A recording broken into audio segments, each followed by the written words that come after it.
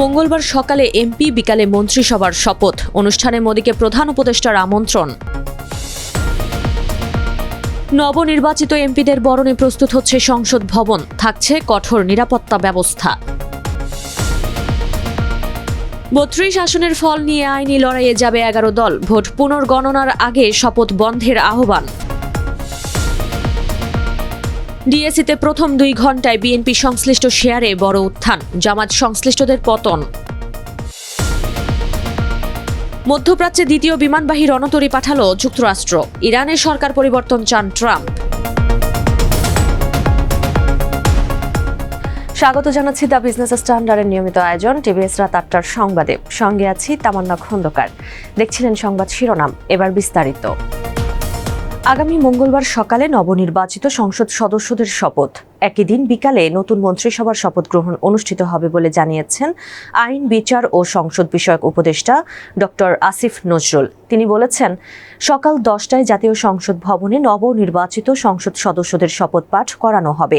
১৫ ফেব্রুয়ারি সাংবাদিকদের এসব জানান উপদেষ্টা আসিফ নজরুল। তিনি বলেন, সংসদ সদস্যদের শপথ গ্রহণের পরপরই বেলা 11:30 থেকে 12টার মধ্যে বিএনপি তাদের সংসদীয় দলের নেতা নির্বাচন করবে।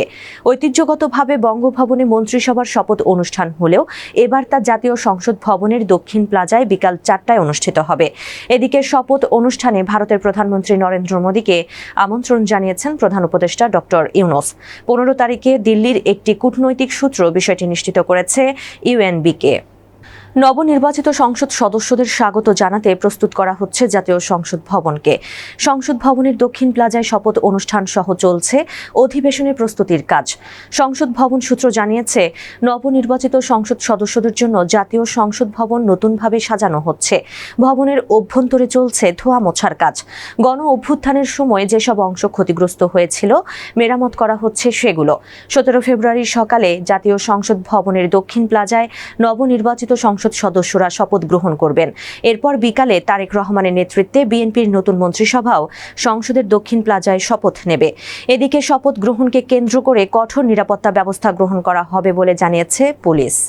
ত্রয়োদশ জাতীয় সংসদ নির্বাচনের ফল প্রকাশের ক্ষেত্রে জালিয়াতি করে অন্তত ৩২টি আসনে অল্প ব্যবধানে ১১ দলীয় জোটের প্রার্থীদের হারিয়ে দেওয়া হয়েছে বলে ইসিতে অভিযোগ দিয়েছে জামায়াত নেতৃত্বাধীন জোট। ১৫ ফেব্রুয়ারি নির্বাচন ভবনে ৪ নির্বাচন কমিশনারের সঙ্গে বৈঠক করে ১১ দলের প্রতিনিধিরা। বৈঠক শেষে জামায়াতে ইসলামীর সহকারী secretary general AHM Hamidur Rahman Azad জানান, আলাদাভাবে ৩২টি আসন চিহ্নিত করা হয়েছে। এসব আসনে স্বল্প ভোটের ব্যবধানে হারিয়ে দেওয়া হয়েছে আমাদের, তাই আমরা আইনি পথে হাঁটব। এদিকে ইসিতে ঢাকা ৮ আসনের ভোট পুনর্গণনার আবেদন করেছেন এ আসনে হেরে যাওয়া এনসিপির প্রার্থী নাসির উদ্দিন পাটোয়ারি। পুনর্গণনার আগে ঢাকা ৮ আসনের শপথ অনুষ্ঠান আয়োজন না করার জন্য ইসির প্রতি আহ্বান জানিয়েছেন তিনি। ত্রয়োদশ জাতীয় নির্বাচনে বিএনপির নিরঙ্কুশ জয়ের পর বিনিয়োগকারীদের মধ্যে ব্যাপক আশাবাদ দেখা দিয়েছে। এর প্রভাবে ১৫ ফেব্রুয়ারি লেনদেন শুরু হওয়ার প্রথম ২ ঘণ্টায় ঢাকা স্টক এক্সচেঞ্জে ঘটেছে সূচকের বড় উত্থান। এ সময় লেনদেনের পরিমাণ ছিল ৭১৪ কোটি টাকা, যা বাজারে বিনিয়োগকারীদের স্বতঃস্ফূর্ত অংশগ্রহণের বহিঃপ্রকাশ। বাজার সংশ্লিষ্টরা বলছেন, বিএনপি সংসদে সংখ্যাগরিষ্ঠতা অর্জন করায় এবং পরবর্তী সরকার গঠন করতে যাওয়ায় বিনিয়োগকারীদের আস্থা ব্যাপক বেড়েছে। মূলত বিএনপির নেতা ও স্পন্সরদের সঙ্গে সম্পৃক্ত কোম্পানিগুলোর শেয়ার এই উত্থানে নেতৃত্ব দিচ্ছে। অন্যদিকে জামায়াতে ইসলামী সংশ্লিষ্ট হিসেবে পরিচিত কোম্পানিগুলোর শেয়ারের চিত্রে দেখা গেছে উল্টো প্রবণতা।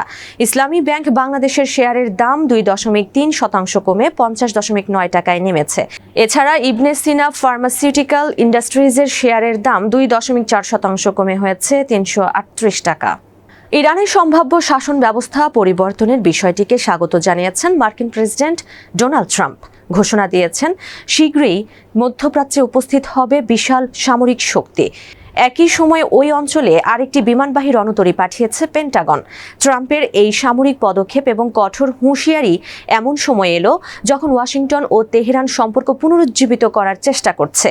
এই বিষয়ে অবগত একটি সূত্র রয়টার্সকে জানিয়েছে, মার্কিন দূত স্টিভ উইটকফ এবং ট্রাম্পের জামাতা জ্যারেড কুশনার ১৭ ফেব্রুয়ারি জেনেভায় ফের আলোচনায় বসবেন ইরানের সঙ্গে। এতে মধ্যস্থতাকারী হিসেবে কাজ করবেন ওমানের প্রতিনিধিরা। সূত্রটি আরও জানিয়েছে, ইউক্রেন যুদ্ধের অবসান ঘটাতে মার্কিন প্রচেষ্টার অংশ হিসেবে উইটকফ এবং কুশনার এদিন জেনেভায় রাশিয়া ও ইউক্রেনের কর্মকর্তাদের সঙ্গেও সাক্ষাৎ করবেন। দর্শক, এই ছিল টিভিএস রাত ৮টার সংবাদে। এতক্ষণ সাথে থাকার জন্য ধন্যবাদ সবাইকে।